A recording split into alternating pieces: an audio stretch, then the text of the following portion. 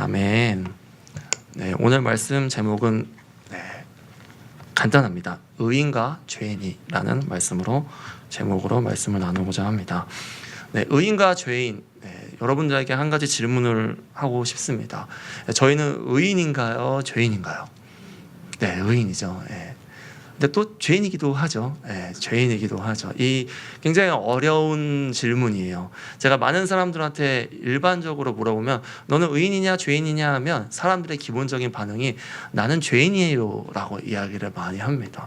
왜 그러냐라고 하면 뭐 당연히 죄인이니까 뭐 죄인이지 무슨 죄인 뭐 이유가 있을까요? 라는 이제 이야기를 많이 하곤 합니다.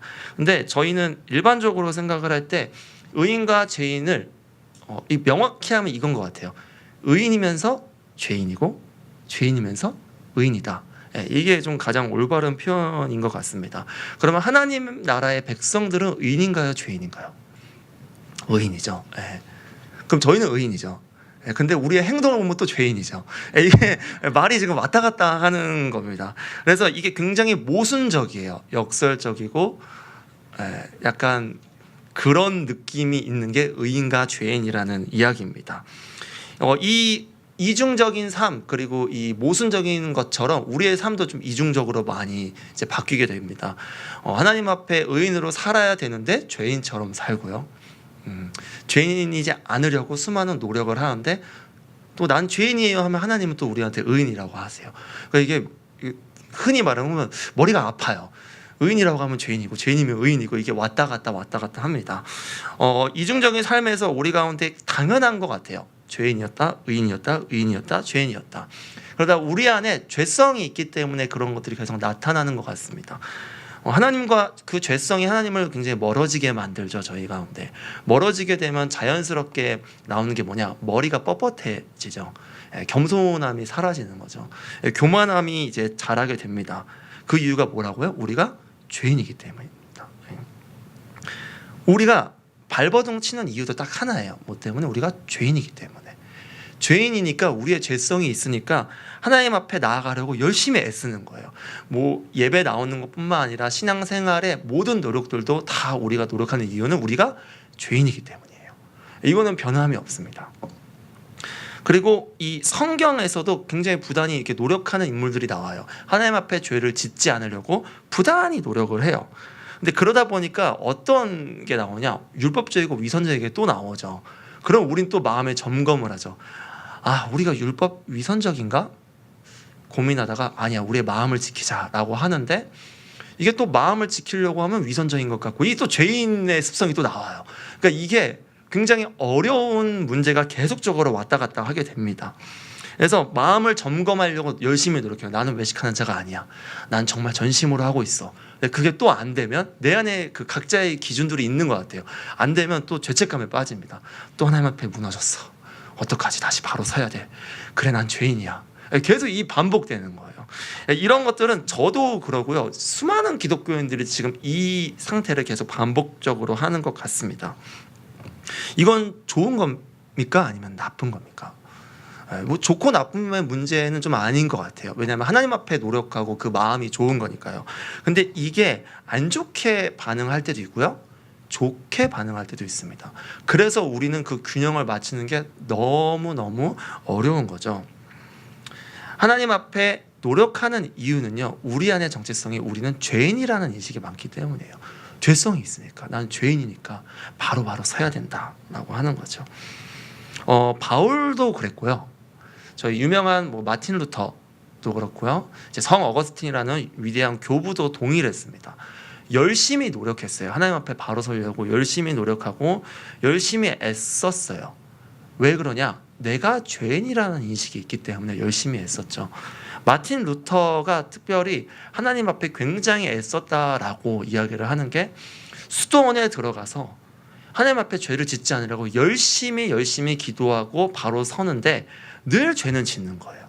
천주교를 보면 보속이라는 개념이 있죠. 죄를 지은과 동시에 그거를 해결을 해야 돼요. 해결이 해결되면 자유해지는 건데 이걸 해결하기 전에 이미 벌을 받아야 되는데 2주차 내가 받고 있어, 벌을. 근데 갑자기 또 죄를 지어요. 그럼 그게 좀 쌓이죠. 그러니까 자유하지가 않는 거예요. 계속 얽매이는 거죠. 그 와중에 이 하나님 앞에 계속 오는 그 자책감이 뭐냐? 난 죄인이야. 난 죄인이야. 라는 게 오게 되는 겁니다. 율법은요, 우리 가운데 어떤 모습을 할까요? 삶의 선진들은요, 이 율법을 어떻게 보았는지 오늘 말씀에도 나오고 많은 역사적으로 나오는 게 있는데, 우리 대부분은 착각하는 게, 요즘 저희가 많이 착각하는 게 믿음, 율법 이렇게 보는 경우가 많아요. 믿음으로 나아간다, 또 율법으로 나아간다. 우린 믿음으로 나아가야 된다. 율법적인 것을 버리자라고 이야기하지만 사실 이거는 이원론적으로 두 개를 나누게 되면 크나큰 오류가 생기게 됩니다. 왜냐하면 이 율법이라는 것은 믿음으로 나아가기 위한 매우 중요한 역할을 하기 때문이죠. 근데 우리가 그 역할을 최근에 믿음을 강조하다 보니까 이 역할을 잃어버리는 우리가 실수를 경험하기도 되는데, 오늘 그 상황을 오늘 바울이 이야기를 하고 있는 겁니다. 그래서 이 3장에서 보면 이제 여러 가지 이야기를 합니다. 이런 게 있죠.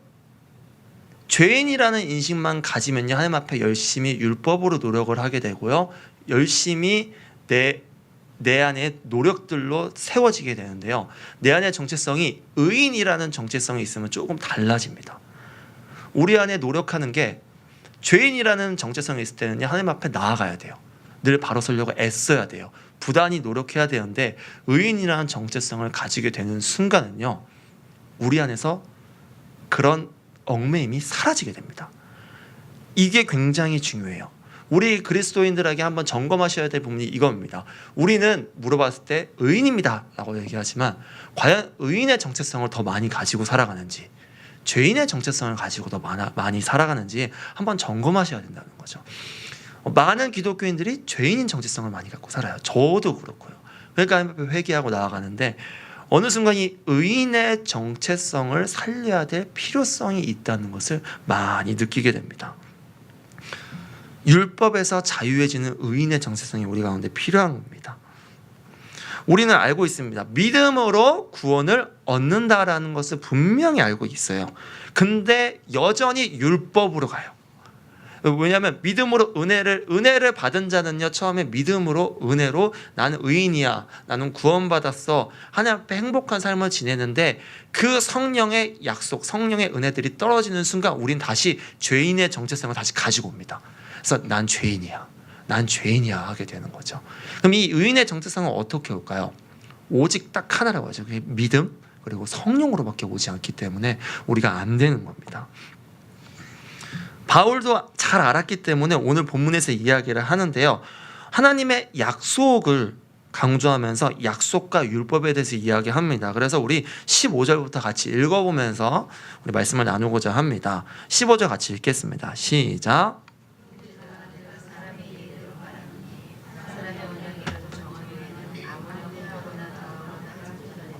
네, 아멘. 네, 이 말씀은 이제 바울이 이제 갈라디아 교회에게 이야기하는 겁니다. 야, 사람도 약속 지키면 그거 어떻게 할 수 없지 않냐. 저희가 그 핸드폰 약정 아마 대부분 다 하셨을 거예요. 2년 약정. 요즘은 3년까지. 그러니까 핸드폰 값이 뭐 120만 원, 130, 뭐 200만 원까지 올라가니까 요즘은 약정을 3년 하더라고요. 근데 대부분 2년을 합니다. 자, 그 2년 계약을 하는 순간 저희는 핸드폰을 바꿀 수 있을까요, 없을까요? 원래 못 바꿔요. 네, 절대 못 바꿉니다. 만약에 그 전에 바꾸면 뭘 물죠? 위약금을 물어요. 네. 왜냐하면 그건 통신사, 이 핸드폰 사는 사람과 저의 약속이죠. 계약인 거예요. 이처럼 계약은 누군가 깨지면 그에 대한 보상으로 위약금을 줘야 되는 거예요. 그러니까 사람의 관계도 약속을 했을 때 지키지 않으면은 배상을 해야 되는데, 하나님이 약속하셨는데 그거에 대해서 너희들이 인식을 못하냐? 라고 지금 이야기를 하고 있는 겁니다. 자, 그래서 16절부터 우리 18절까지 한번 쭉 읽어보도록 하겠습니다. 시작. 이 약속들은 아브라함과 그 자손에게 말씀하신 것인데 여럿을 가리켜 그 자손들이라 하지 아니하시고 오직 한 사람을 가리켜 내 자손이라 하셨으니 곧 그리스도라 말하노니,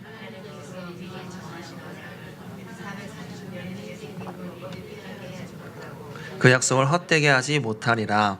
만일 그 유업이 율법에서 난 것이면 약속에서 난 것이 아니리라. 그러나 하나님의 약속으로 말미암아 아브라함에게 주신 것이라. 아멘.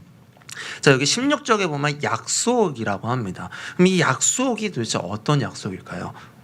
이 약속은요, 하나님이 아브라함에게 맺은 약속을 이야기하는 거예요. 아브라함에게 우리 12장부터 15장, 17장, 22장에서 계속 이야기하죠. 아브라함이 의심이 많았는지는 저는 잘 모르겠어요. 친하지가 않으니까 잘 모르겠어요. 근데 분명한 거는 하나님께서 계속적으로 이야기해요. 너의 씨가 너를 통해 계속 이야기를 하고 계시죠. 근데 여기에 있는 16절은요, 특별히 이 창세기 22장 18절의 말씀을 좀 인용한 건데, 아브라함이 하나님이 약속할 때 내 씨로 말미암아라고 해요. 내 씨. 근데 여기 내 씨가 복수가 아닙니다. 내 씨는 단수로 이야기하는 거예요. 그래서 여기 바울은 지금 이걸 가지고 오는 겁니다. 단수로 내 씨에서 나오는 자를 통해서 복을 얻고 유업을 이룰 건데, 그 씨가 누구냐? 그리스도다라고 얘기하는 거예요. 그리스도야 라고 이야기를 합니다. 그리고 얘기하죠. 17절에 하나님께서 미리 정하신 언약을 430년 후에 430년 후에 율법이 생겼다라는 거는 이런 거죠. 아브라함과 약속하고 또 누구죠? 우리 대부분 그 3대를 이야기하죠. 우리 무슨 하나님은 아브라함과 이삭과 야곱의 하나님이라고 이야기를 해요. 그러니까 야곱에서 우리가 명확하게 제정이 되고 하나님의 성취가 12지파로 쫙 이루어지죠. 그러니까 그 상황을 통해서 이제 율법이 이후에 모세를 통해서 생기게 됩니다. 그러면 뭐가 더 빠르냐라는 거예요. 율법이 먼저야? 약속이 먼저야? 라고 이야기하는 거예요. 이 이야기를 왜 하냐? 그 당시의 사람들은 율법이 무조건 먼저라고 생각을 하고 있었어요. 그러니까 이 약속은 하나님이 태초 아브라함 시초부터 우리한테 약속한 거야. 이거는 율법보다 훨씬 먼저야라는 것을 지금 역사적으로 증명하고 합리적으로 지금 이해시키고 있는 겁니다. 그러니까 우리를 구원하시겠다라는 것이 율법보다 먼저 왔다라는 것을 지금 이야기하는 거죠. 그리고 18절에 이제 계속 이야기합니다. 만일 그 유업이, 이 유업이 뭘까요? 하나님의 나라를 이야기하는 겁니다. 하나님의 나라. 하나님의 나라가 율법에서 난 것이면 약속에서 난 것이 아니다라고 얘기를 해요. 그러니까 율법으로 절대로 하나님 나라를 이룰 수 없다라는 거죠. 우리가 죄인이라는 인식에 우리 가운데 열심히 노력으로는 절대 되지 않는다. 뭐냐? 약속으로 된다라고 이야기하는 거예요. 이 약속은 누구라 그랬죠? 예수 그리스도.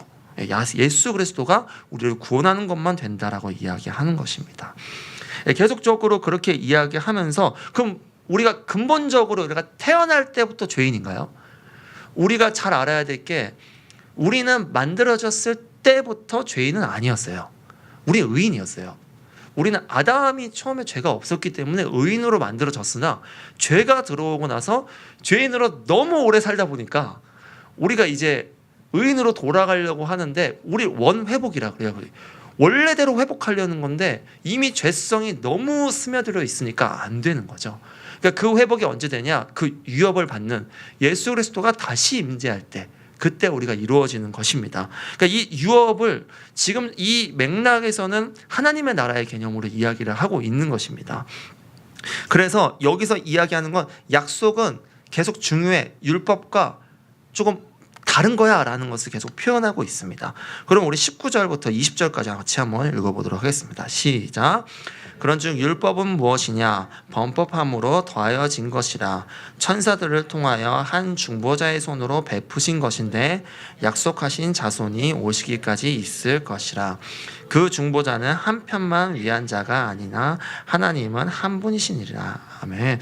그럼 율법이 뭐냐는 거예요. 지금 계속 율법이 안 좋은 거라고 표현을 하는 것 같으니까, 그러면 율법이 나쁜 겁니까? 라고 이야기 나올 수 있으니까 바울이 물어보는 거예요. 율법이 뭐냐?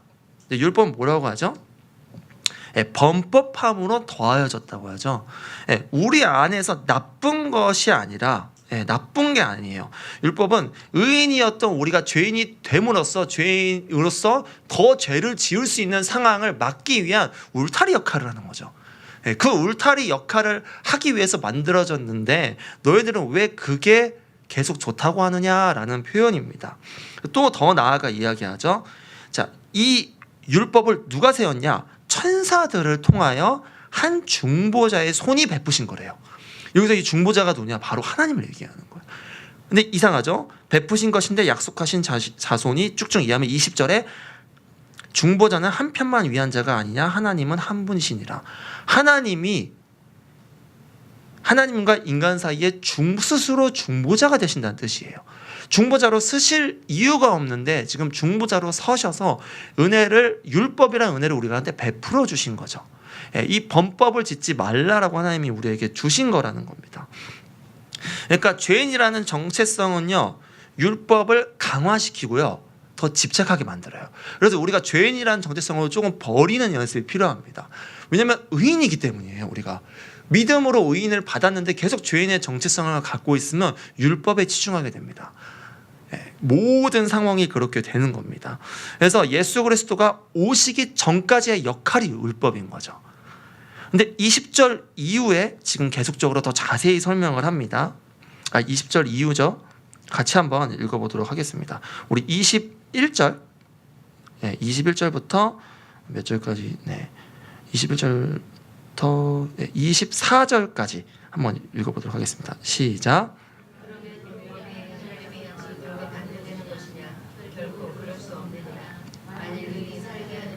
주셨더라면 의가 반드시 율법으로 말미암았느니라.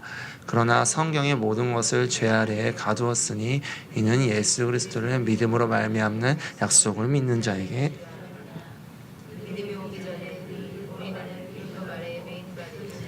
믿음의 데까지 갖췄느니라. 이같이 율법이 우리를 그리스도께서 인도하는 초등교사가 되어 우리로 하여금 믿음으로 말미암아 의롭다함을 얻게 하려 함이라. 25절까지 읽겠습니다. 믿음이 온 후로는 우리가 초등교사 아래에 있지 아니하도다. 아멘. 여기서 이제 이야기하는 거예요. 믿음에 대해서 율법은 잘못된 게 아니다. 율법은 우리 가운데 그리스도가 오시기 전까지 역할을 하는 거다라고 얘기하는데, 여기 중요한 구절이 있는데요. 바로 25절입니다. 25절에 초등교사라는 표현이 나와요. 이 초등교사는 예전 성경에 몽학 선생이라고 이야기를 하는데, 이거를 헬라어로 좀 표현하면 파이다고고스예요. 파이다고고스. 근데 제가 이걸 좀 보다가 놀랐는데, 이 파이다고고스라는 뜻은 그 부유한 헬라인 집에서, 이제 헬라인이 굉장히 부유해요. 그럼 집에서 그 자녀가 있을 거 아니에요. 그럼 그 자녀에게 붙이는 종이란 뜻이에요. 그러니까 이 어른한테 붙이는 게 아니라 이 어린 자녀에게 붙이는, 그러니까 시종을 붙이는 건데, 왜 붙일까요? 이 시종을? 뭐 부족한 게 많아서. 그 영화 헬프라는 영화가 있습니다. 이 헬프가 그 흑인에 대한 이제 영화인데요. 그 흑인 독립에 대한 영화인데, 백인이 있고요. 흑인은 주로 무엇을 하냐? 집에서 청소하고 아이를 봐주는 거 하는데, 이제 만약에 흑인이 거기서 반발하거나 말대꾸하면 쫓겨나게 됩니다. 그 당시가 이제 마틴 루터킹 우리 이제 목사님이 계셨던 시대라서 정말로 이 인종차별이 심했던 건데, 그때 했었던 게 뭐냐면, 이 흑인이 주로 맡은 게 아이를 맡았어요. 아이를 맨날 맡아주고 이러면 안 됩니다 하고 제어가 됐어요. 근데 이 아이가 크면 제어가 될까요? 안 되죠. 이와 같은 거예요. 이 흑인이 맡았던 시종처럼, 그 당시에 파이타고고스는 무슨 뜻이냐? 어린아이가 잘못하는 게 있으면 그거를 감시하는 역할을 했어요. 그러니까 율법은 무슨 역할이냐? 우리 가운데, 우리 안에서 잘못하는 게 있으면 그거를 감시하는 역할을 한다는 거죠. 언제까지? 예수 그리스도가 오시기 전까지 한다는 거예요. 어른이 되면 이 아이가 어른이 되면 어떻게 되죠? 다시 그 재산을 다 상속받고 거기에 주인이 돼요. 근데 우리도 똑같은 거예요. 예수 그리스도가 오게 되면요, 이제 이 율법이라는 몽학 선생, 이 초등교사가 역할이 없어지는, 이거를 의미하는 겁니다. 그래서 이 역할을 우리가 지금 보면, 우리가 이렇게 죄인이라는 정체성을 계속 가지고 있다라는 건, 우리가 율법의 울타리에서 예수님이 오셨음에도 계속 이거를 붙잡고 있다라는 뜻이 되는 거예요. 이 바울은 이런 갈라디아 교회 가운데 지금 지적을 하는 거고요. 또 우리의 지금 한국 교회, 지금 우리의 삶 가운데 지적을 하고 있는 겁니다. 예수님은 오셨죠. 오셨습니다. 그 말은 무슨 말이냐? 우리는 의인이라는 거예요. 자, 의인이 할 수 있는 건 뭐죠? 오직 딱 하나예요. 믿음밖에 없어요. 그래서 이 믿음이 굉장히 중요한 거고요. 믿음이 가기 전에 율법이 없으면 무너지는 겁니다. 근데 지금 우리 시대는요, 예수님이 오시고 다시 예수님을 기다리는 마지막 종말의 시간대가 있어요. 그럼 우리가 율법을 지켜야 할까요? 지킬 필요는 있겠죠. 근데 어떤 걸 지켜야 되냐? 율법보다 하나님과의 관계가 먼저가 되는 겁니다. 이제 예수님과의 관계 안에서 우리가 교제하면서 우리의 양심을 지키면서 성화되는 과정이 필요한 거지, 예수님과의 관계 없이 율법을 진행하게 되면 어떻게 되냐? 완전히 무너진다라는 것을 의미하고 있는 것입니다. 그러면 제가 아까부터 계속 강조했습니다. 초반에 우리는 죄인입니다. 우리가 열심히 노력하는 것도 우리는 죄인이기 때문이라고 얘기했죠. 그럼 의인이 됐을 때 우리가 어떻게 반응을 할까요? 26절부터는요, 의인의 정체성이 무엇인지 우리 마지막 절까지 이야기하고 있습니다. 같이 한번 26절부터 마지막 절까지 읽겠습니다. 시작. 너희가 다 믿음으로 말미암아 그리스도 예수 안에서 하나님의 아들이 되었으니 누구든지 그리스도와 합하기 위하여 세례 받은 자는 그리스도로 옷 입었느니라. 너희는 유대인이나 헬라인이나 자유인이나 남자나 여자나 다 그리스도 예수 안에서 하나이니라. 너희가 그리스도의 것이면 곧 아브라함의 자손이요 약속대로 유업을 받은지니라. 아멘. 네, 믿음으로 말미암아 하나님의 아들이 되었고, 27절에 그리스도와 합하기 위하여 세례를 받은 자는 뭐로 옷을 입었다고 하죠? 그리스도로 옷을 입었다라고 하는 거예요. 우리가 그리스도를 믿음으로써 나오는 반응은요, 그리스도인답게 살게 되는데, 그게 뭐냐? 하나님 앞에 감사하게 되고요, 우리 안에서의 불안감이 사라지는 거예요. 신앙생활을 하면서 하나님 앞에 죄 지을까봐 하나님은 심판의 하나님이라는 무서운 마인드를 가지고 계신 분이 생각보다 많아요. 그런 분들에게 하나님은 이렇게 친밀하게 다가오시면 어색해합니다. 하나님과의 관계를 올바르게 못해요. 근데 하나님은요, 이미 그 무서운 걸 끊고 친하게 관계 맺기 원하셔서 지금 율법을 폐하신 거거든요. 그러니까 우리 안에서 그러기 위해선 우리는 의인입니다 라는 것을 기도 시간에 우리의 삶 속에 매우 많이 고백을 하셔야 됩니다. 그게 굉장히 필요한 거고요. 또 평안을 누리게 되고요, 죄에서 자유해지게 돼요. 그거는 어떻게 되냐? 믿음으로밖에 안 되는 겁니다. 믿음으로밖에. 그리스도를 옷 입는 것도요, 믿음으로밖에 안 돼요. 네, 다른 것이 필요 없습니다. 믿음의 자손답게 살아야 됩니다. 우리 마틴 루터 이야기를 제가 했습니다. 제가 마틴 루터, 성 어거스틴 이 두 명의 큰 장점, 매우 독특한 장점이 있어요. 이 어거스틴이라는 이 교부는 사실 이 기독교 역사 가운데 굉장히 중요한 분이신데, 이분은 13년 동안 마니교라는 이단에 빠지 계셨어요. 근데 그분이 정말로 힘들게 지내다가 듣고 읽어라라는 소리를 듣고 책을 읽게 됐는데요, 그 가운데서 어느 구절을 읽었냐? 로마서를 읽었어요. 로마서를 읽고 하나님 앞에 자유해지면서 변화하는데, 이 동일하게 마틴 루터도 로마서를 읽고 변화를 받습니다. 근데 그 가운데 핵심이 똑같습니다. 뭐냐? 믿음으로 말미암아 의롭게 된다. 이 말씀에 자신이 묶였던 하나님에 대한 두려움과 무서움들이 해방이 된 거예요. 그 해방이 되니까 종교개혁이 됐고요, 그게 해방이 되니까 은혜로 나아간 겁니다. 우리 안에서 의인과 죄인, 제가 다르게 표현했지만 매 순간 저희가 계속 이야기하는 거예요. 믿음이냐 아니냐. 이 표현을 우리 가운데 고백할 때 무의식적으로 나는 죄인입니다 라고 고백을 하고 계시는지, 나는 의인입니다 라고 고백을 하고 계시는지 한번 점검해 보시기 바랍니다. 하나님께서 말씀하고 계세요. 내가 너를 의인으로 세웠다. 의인답게 사는 것은요, 믿음으로 사는 것입니다. 우리가 믿음으로 살 때 세상을 이길 수 있고요, 믿음으로 살 때 우리가 기뻐할 수 있고요, 믿음으로 살 때 우리의 마음과 생각이 변하는 겁니다. 우리 그런 마음으로 살아가는 여러분이 되시기를 주님의 이름으로 축복합니다. 같이 한번 우리 기도했으면 좋겠습니다.